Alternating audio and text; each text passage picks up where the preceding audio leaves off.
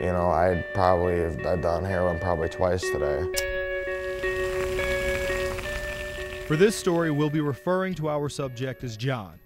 According to John, his lawyer told him that would be for the best.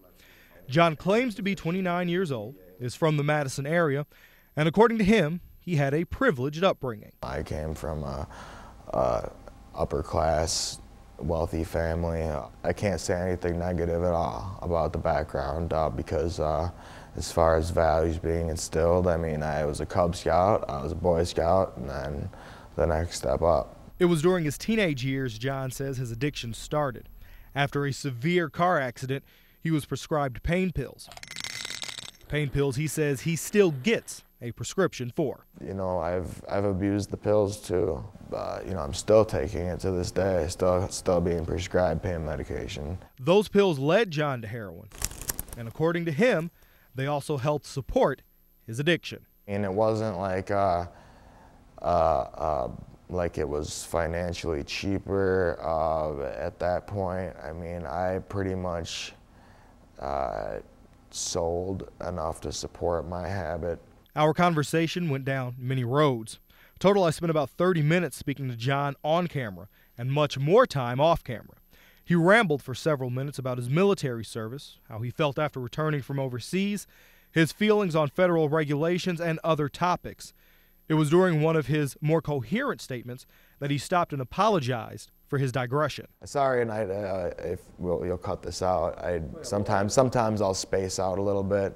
There were moments, although brief and fleeting, where John made sense and testified to the drug's dangerous and often deadly effects. Heroin's running rampant on the streets. I asked him how easy it would be to get heroin. His answer was chilling. Give me some money and give me 15 minutes. From there, we talked about his first high. You know, I wish I could get that first high again. If he's hit rock bottom. I mean, as far as mentally, yeah, I've been sunk, and I'm tired of being sunk, you know, mentally. His health. I'm concerned enough about my health that I'm trying to go about things in the right way. And finally, John ended our conversation with a warning he hopes people using prescription pain pills or heroin will heed. Maybe you should think twice because you might end up dead.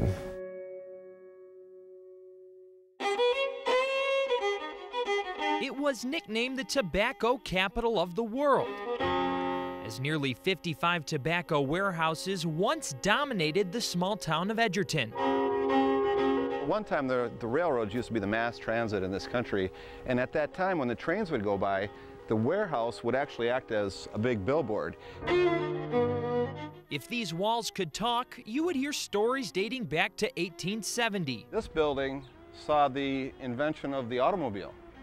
Right on this road, right out here, that used to be all horse-drawn carriage and dirt roads at the time that this building was built. And there used to be over 100 people in the basement of this one building, all working on de-stemming tobacco. Now, fast forward nearly 150 years, and there's a new history being created. As we go down the hall here, again, 2 bedrooms, beam exposed, and then master bedroom in here, and full bath.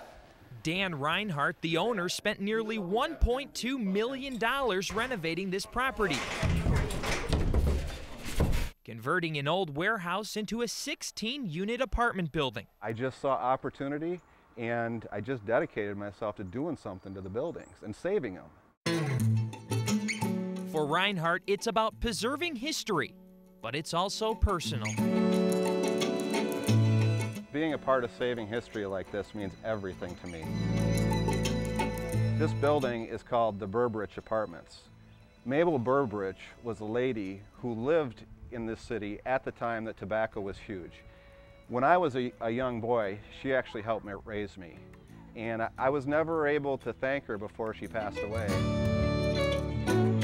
But I've named the warehouse in honor of her and in honor of the history of everything that she did to help me out.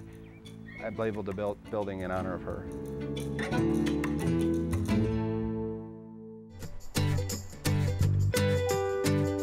Chances are you've driven by one if you haven't walked up to one yet, wondering what's in that funky looking box. First, you just unhitch the lock. Sometimes it can be really hard on a hot day. Oh, there. Look at the cool stars.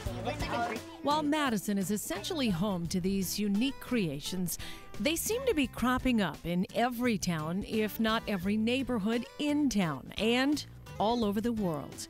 Little free libraries. And in 10 days, we had stories in the Times of India, the front page of the LA Times, and New York Times, all about these little libraries. And you think, wow, with all this bad news in the world, what is it that attracts people to this? We were put in touch with Benji, an avid reader, and he can describe in great detail the appeal. Put one in and take one out. There's really not much more to it than that. It's very easy. Let's say you want to have a little free library in your front yard.